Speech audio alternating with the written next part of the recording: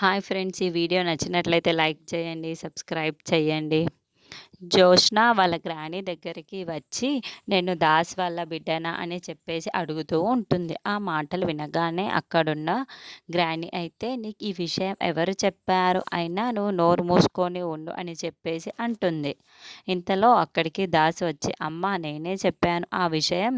ఎలాగైనా నా కూతురికి ఆ విషయం ఎప్పటికైనా తెలియాలి కదా!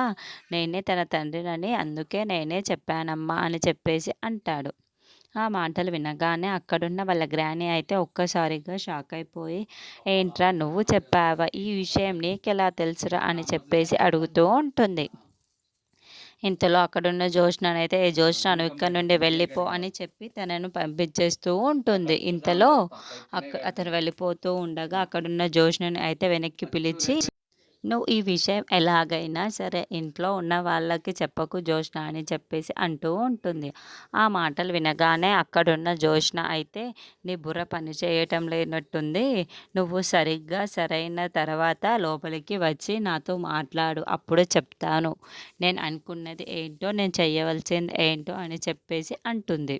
ఆ మాటలు వినగానే అక్కడున్న వాళ్ళ గ్రానీ అయితే ఒక్కసారిగా షాక్ అయిపోయి ఏం మాట్లాడకుండా అలాగే ఉండిపోతూ ఉంటుంది. ఇంతలో అక్కడి నుండి జోష్న అయితే వెళ్ళిపోతూ ఉంటుంది. అది చూసిన వాళ్ళ గ్రానీ అయితే వాళ్ళ కొడుకు దగ్గరికి వెళ్ళి, "రేయ్! నువ్వు పక్కకి రారా ఒక్కసారి" అని చెప్పేసి తనను పక్కకి తీసుకువెళ్తూ ఉంటుంది.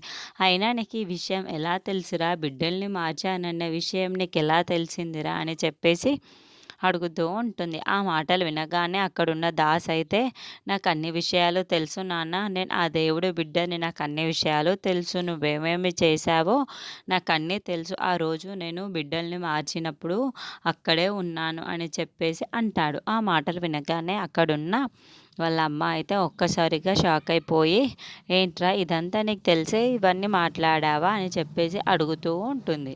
"అవునమ్మా, మీరు ఆ రోజు ఏమేం చేశారో అవన్నీ ఆ సైదులు నువ్వు కలిసి ఏం చేశారో నాకు తెలుసు" అన్నాడు.